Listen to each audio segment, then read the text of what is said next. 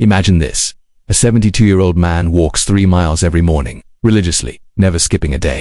Yet, one afternoon, as he reaches down to tie his shoes, his back suddenly seizes up. Within minutes, he's on the floor, unable to stand without help. How can someone who walks daily suddenly be overwhelmed by such a simple movement? This is the paradox we're here to talk about today. Walking is good, but walking is not enough. We are taught from a young age that movement is life, and for many seniors, walking becomes the go-to activity. It's accessible, familiar, and low impact. But walking alone addresses only a narrow slice of what the aging body truly needs. Think of your body like a house. Walking might keep the floors clean, but it does little for the crumbling walls or sagging roof. To preserve the house, you need a full maintenance plan. Let's go deeper. When the body ages, it speaks more softly. It does not shout like the youthful body with its energy and flexibility. Instead, it whispers in the form of stiffness, slower reflexes, and subtle discomfort. And if one does not listen to these whispers, they eventually grow louder until they become pain. In the lives of many seniors, walking becomes the most accessible form of movement.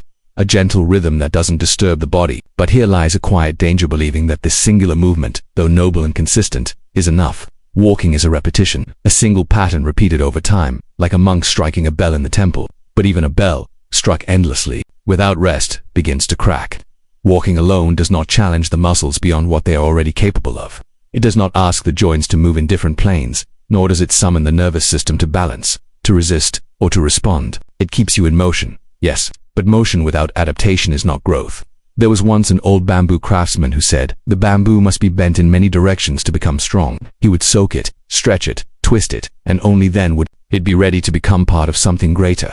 The human body is not different. If we only walk, we are only using one thread of the entire fabric. The shoulders remain untested, the spine remains stiff, the hips grow tighter, and the muscles, especially those not involved in the walking pattern, begin to atrophy. What is not used is lost. This is a truth not limited to the body. It applies to the mind, the breath, and even the spirit. Walking only keeps the lower body moving in a limited way. It does not ask the arms to lift, the spine to rotate, the ankles to stabilize laterally, or the core to truly engage. Over time, such narrow use of the body creates imbalance, and imbalance is what leads to injury. A story is told of a farmer who had a strong ox. Every day, he used that ox only to pull the plow in a straight line. Over years, the ox became very powerful in that one movement. But one day, the farmer needed the ox to climb a steep hill, and the ox collapsed not because it was weak, but because it was unprepared. This is the same with the elderly who walk every day yet struggle to reach for a high shelf, get up from the floor, or carry groceries. Strength, flexibility, and balance, these are not gifts, they are practices. Now observe how nature works. The tree sways in all directions, the river bends, twists, and flows. The bird flies, but also dives, turns, and glides. Nothing in nature moves in only one way. So why do we limit ourselves to one form of movement as we age? Consider the importance of strength training, not in the sense of lifting heavy weights or sculpting the body, but as a quiet discipline of resistance. Resistance is what builds resilience. When the muscle meets a force that pushes back, it must adapt. That adaptation is what preserves it. For the elderly, this means the difference between walking with confidence and shuffling with fear. Resistance training, even in the simplest forms like standing from a chair without using the hands, strengthens not only the body but also the mind. It tells the body, you are still capable. Many elders fear falling, yet walking alone does not improve balance. Balance comes from challenge, not from safety. When one stands on one leg while brushing teeth or walks on an uneven surface, with focus, the body wakes up. It remembers its ability to respond. A 75-year-old woman once shared how she began practicing standing on one foot every morning for 30 seconds. She did this while holding onto a chair. After several weeks, she noticed she no longer feared falling when walking in her garden. Her confidence grew not because her legs got stronger, but because her sense of self returned. There is a kind of inner dignity that grows when we begin to move with awareness again. It is the dignity of reclaiming the body, no matter how old it is. The body, like the mind, thrives on variety. Walking does not rotate the spine. It does not stretch the shoulders. It does not strengthen the back. Without engaging these parts, we begin to fold into ourselves. Posture deteriorates, joints stiffen, breath shortens. Pain begins not because something broke, but because too much was left unused. Another story is told of a calligrapher in his 80s. His brush strokes remained strong, fluid, and full of energy. When asked how his hands stayed so steady, he smiled and said, because I never stopped using them for what they were made to do. In the same way, the body maintains what it uses and lets go of what it does not. The shoulder that no longer reaches overhead becomes frozen. The hip that never bends deeply becomes stiff. The spine that is never twisted loses its mobility. These losses are not fate. They are the consequence of repetition without variation. Some seniors will say, "But I walk every day."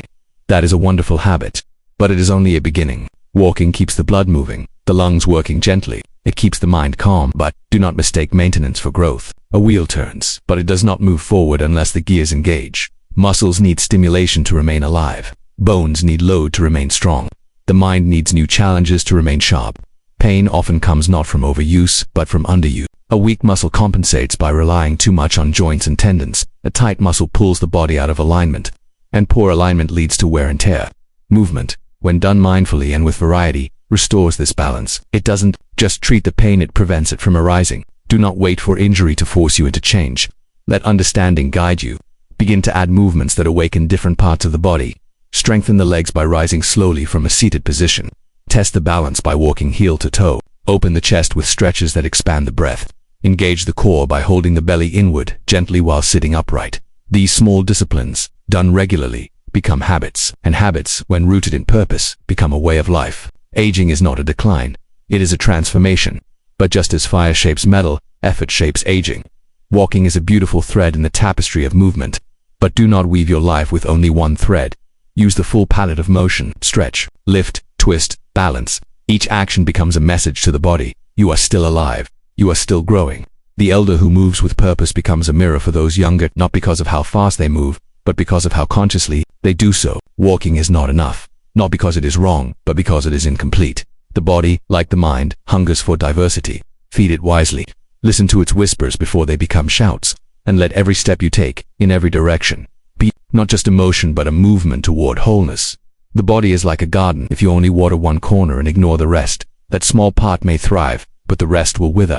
Many people walk every day and believe this is enough to maintain health, but without variety, without nourishing all aspects of the body, strict flexibility, balance and course, something begins to dry out within. Energy becomes stagnant, joints stiffen, muscles weaken, and slowly, the confidence to move freely begins to fade. An older man once shared how he used to take long walks every morning. Over the years, his legs remained strong, but he began to experience pain in his lower back and hips. He found it harder to turn around quickly, struggled to lift things from the floor, and avoided bending because of stiffness.